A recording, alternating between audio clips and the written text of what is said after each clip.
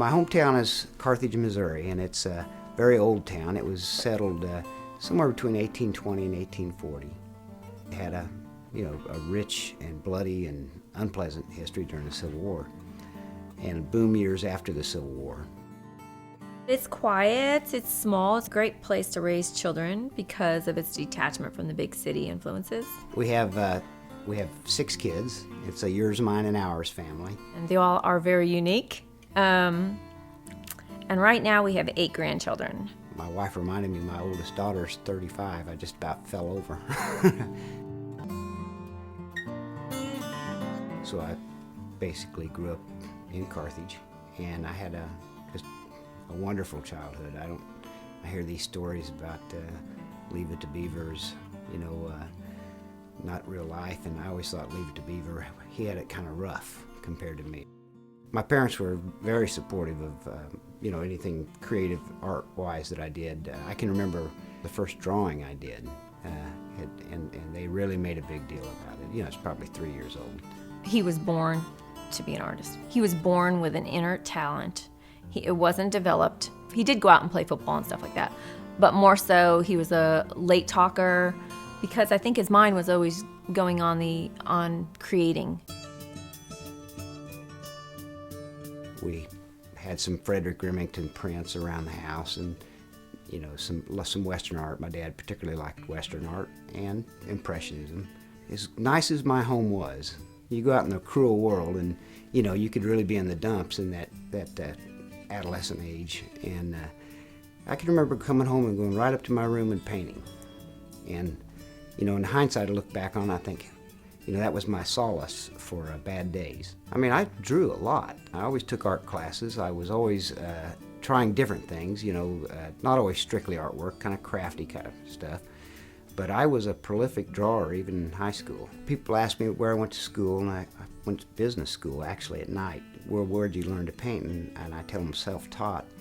And I'm always kind of cautious about that. I'm proud that I'm self-taught, but it sounds like I'm a country bumpkin, and I may be a country bumpkin, but that self-teaching process is really just a recognition that you want to be at this level.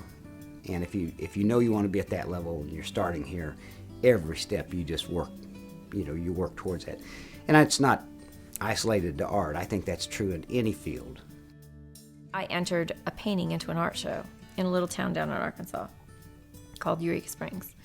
And I didn't tell him. I just took it off the wall, took it down there one day, and he never missed it, never told him. It won Best of Show. We'd be at a general art show, not even any Western shows, anything like that. Just people out for a fair. They get ice cream, walk past the art booths. But there would be a lot of people go through there. I would paint a whole variety of subject matters. That's great training anyway. Just paint everything. I'd paint bird dogs, I'd paint nudes, I'd paint cowboys, I'd paint still lifes. It's a process of me communicating with the viewer.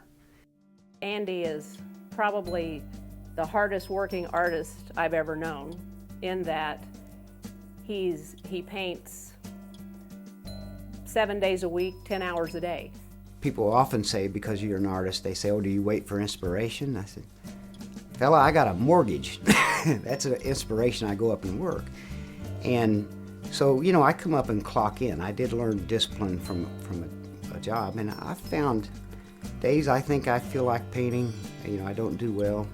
Some days I'm maybe even have a touch of the flu and don't feel like painting. It might paint wonderfully. As you can see from the whale hunt, the city street scene, the winter snow ride, he's so versatile. Andy can paint anything and make it a great painting.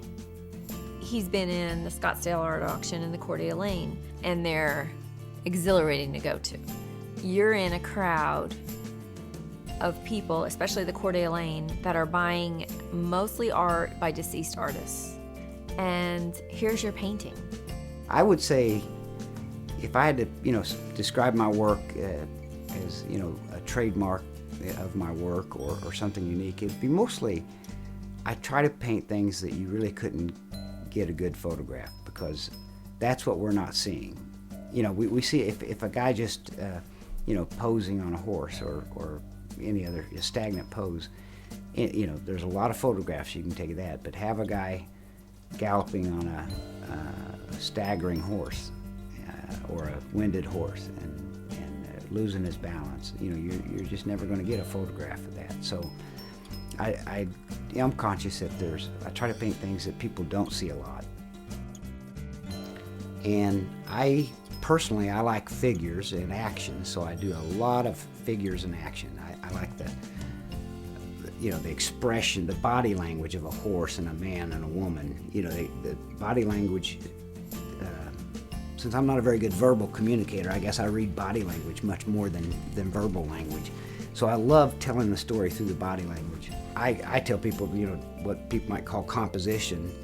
You know, I think of as choreography, because I'm usually working with figures, you know, and each figure, you know, has to fit with the storyline. And so this is kind of a fun process of putting it together.